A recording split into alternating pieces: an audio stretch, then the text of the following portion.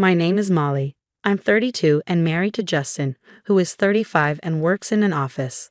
I work from home as a freelance fashion designer.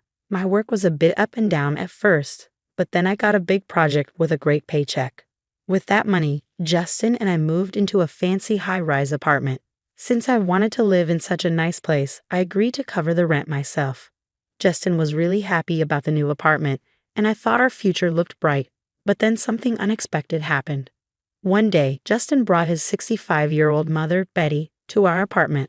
Her husband had died 3 years ago, and she had been living alone since then. Hi, Molly. Hi, Betty. It's been a while. What's up? Well, she wants to move in with us, Justin said awkwardly. Why? To my surprise, Justin explained that Betty's house was old and falling apart. She didn't have much money and needed a temporary place to stay. Oh, I see. I understood but wasn't thrilled. I thought of our apartment as our cozy space, and since I didn't know Betty well, she felt like a stranger. I was hesitant about having her move in. Her house is in bad shape. I'll help her find a new place soon. Justin begged me to agree. Okay. I agreed, thinking it would be for a short time. Betty moved in a month later. Thank you so much for letting me stay in this amazing apartment. No problem. Make yourself at home. I greeted her with a polite smile, though it felt forced. Sorry to ask right away, but could I borrow some money? Huh? Money? After Betty had just settled into her room, she asked me for a loan. I was surprised by how direct she was. Yes, I've been seeing the doctor a lot lately, and it's been expensive. I just need a little help, please.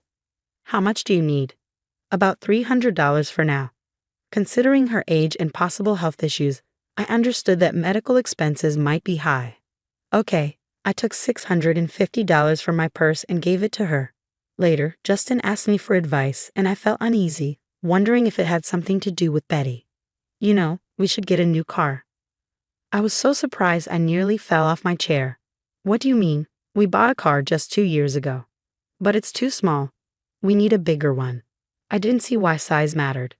The car was fine for the two of us, or three, if we included Betty. Why did the size matter so much? I mean, my mom doesn't like it. Why? I don't understand. I didn't understand why Betty was complaining about a car that wasn't even hers. She wants a fancier car, like a Mercedes. Huh? I was completely confused. What a ridiculous idea. We can't afford a car like that. Who has the money to buy a new car just because someone doesn't like the old one? Does Betty even have a driver's license? I'm not buying an expensive car. Tell her no. I quickly turned down the idea. I couldn't see why Betty cared about the car. Then Betty asked me for more money. My medical bills have gotten even higher, and I'm behind on payments. Can you help me again? Should I be worried about your health? I asked her. Betty paused for a moment and said, Not really. I'm just feeling a bit down and having trouble sleeping. Therapy is really expensive. I'm really sorry. I understand. So how much do you need? About $1,000 for now. $1,000. I was taken aback. I didn't know much about therapy, but that seemed like a lot. I'm sorry, my insurance only covers a limited number of sessions. After that, I have to pay half the cost. Okay, I'll get it for you by tomorrow. Even though I was shocked by the amount, I tried to accept that therapy could be costly, but Betty kept coming up with new reasons for needing money, like medical bills and travel costs to visit sick friends. When I realized the total had exceeded $5,000, I was starting to get really frustrated, even though my job was going well. Then I noticed something odd. I decided to peek into Betty's room one day. What? I saw designer bags and wallets neatly arranged on the wall shelf in Betty's room. I was stunned. She had been borrowing money from me, claiming she was broke. But here she was with expensive items. I started to doubt the truth about her medical bills. A month later, Betty came to me asking for more money. Can you please wait? She said, almost angrily. I decided it was time to confront her. So I called Justin, who seemed unaware of what was happening. I need to ask you about Betty. What's she using the money for? Wait, what's going on, Melly? Justin had no idea what I was talking about. For my therapy sessions, prescriptions, and, Betty mumbled, not just those. Right. You've been buying designer clothes, bags, and other expensive things. Are you really seeing a therapist? Of course. Then show me the receipts. You must have them, right? When I pressed her with this direct question, she couldn't come up with a response. It became clear to me that she wasn't using the money for her health but for other things. Wait, what are you talking about? Justin was still confused. Betty has been wasting the money she borrowed from me. It's over $5,000. Even so, you're being too harsh. Can't you talk to her more gently? Justin was clearly siding with his mother.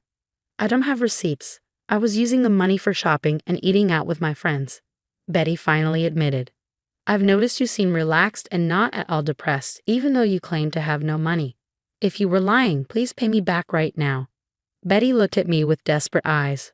Wait, I can't come up with that much money right away. I've had enough, I said, pointing at her room. You have so many designer items. Sell them all if you need to, or move out. Justin, defending his mother, said, Hey, you're being unfair. She deserves a bit of luxury too. I wouldn't call it luxury. You've borrowed over $5,000, and it's wasted. It feels like a scam. You're being disrespectful. Don't act so entitled just because you're living here for free. If you're not happy with this, you should leave. What? That's nonsense. I was furious, almost ready to explode. I glared at him with intense anger. Did I say anything wrong? You're the one who brought Betty here. You just stay at home and do nothing.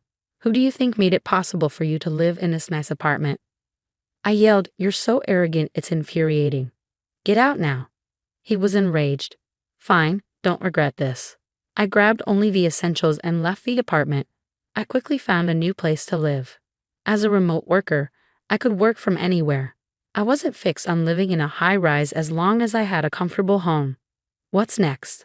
I decided I wouldn't return to the old place. I had been paying the rent myself, and I doubted Justin would be able to afford it on his own. My income was much higher than his. I went to see a realtor who had helped me before. It's becoming really hard to pay the rent due to personal reasons. I could afford it, but I lied on purpose. I'm sorry to hear that. What would you like to do? I asked him for a favor. One day, while I was working, I got a call from Justin. What's up? What do you mean? What? What have you done? He told me the lease was canceled and that I needed to move out. Yes, I asked the property agent to end the lease. I don't live there anymore, so why should I keep paying the rent? Don't you understand that? But my mom and I still live there. That's ridiculous. I was stunned and sighed in frustration.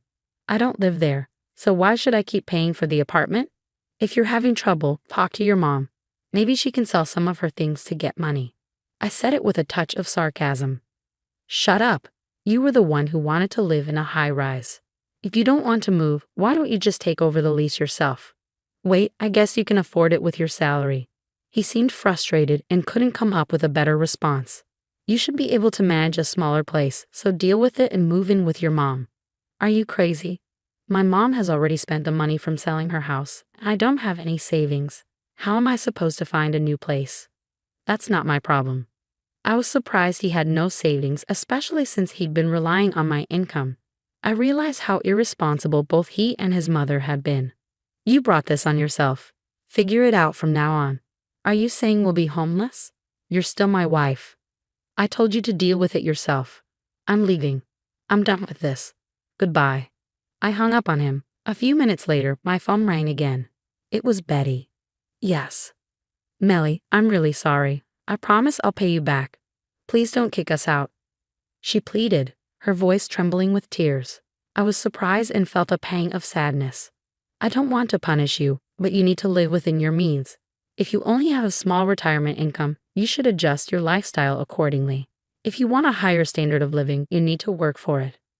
As a freelancer, I understood the harsh reality of working hard to afford a certain lifestyle instead of relying on others. It was my fault. I'm sorry. Please don't let us end up on the street. I'm sorry, but that apartment has already been leased to someone else. You really need to move out. This is a matter of regulations. I coldly rejected her request and ended the call. Later, I learned from the realtor that Justin and Betty had begged him in tears to keep the lease. However, he told them a new tenant was moving in soon, and they had to leave. Even if they had stayed, Justin's salary would have barely covered the rent, leaving them unable to afford anything else. It was absurd for them to rely on me while I was paying the rent. His stubbornness had led to this situation. I heard from acquaintances that Justin and Betty couldn't find a new apartment.